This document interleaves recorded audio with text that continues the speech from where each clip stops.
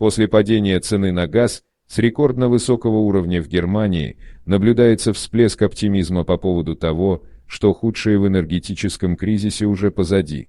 Но для крупнейших промышленных производителей страны долгосрочная картина остается самой негативной и лишенной надежды. Об этом сообщает Bloomberg. Компании, в том числе такие гиганты, как BASF, Dow Inc.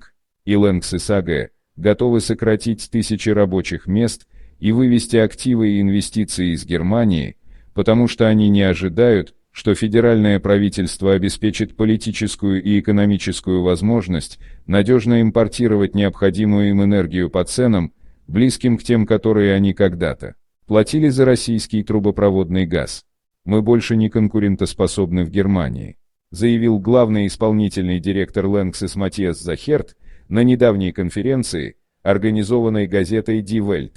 По данным Министерства экономики Германии, в химической и фармацевтической промышленности страны работает около 466 500 человек, а годовой оборот превышает 200 миллиардов евро.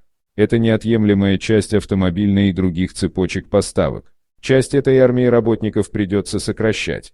Кёльнский производитель химикатов планирует сохранить свои производственные площадки в Северном Рейне-Вестфалии, но инвестиции для дальнейшего роста будут направлены в более конкурентоспособные регионы, такие как США, утверждает представитель компании. Усилия правительства и климатическая аномалия предоставили шанс экономике Германии выжить, дали энергетическую отсрочку, но не более сохранить промышленность в прежнем виде и объемах становится невозможно.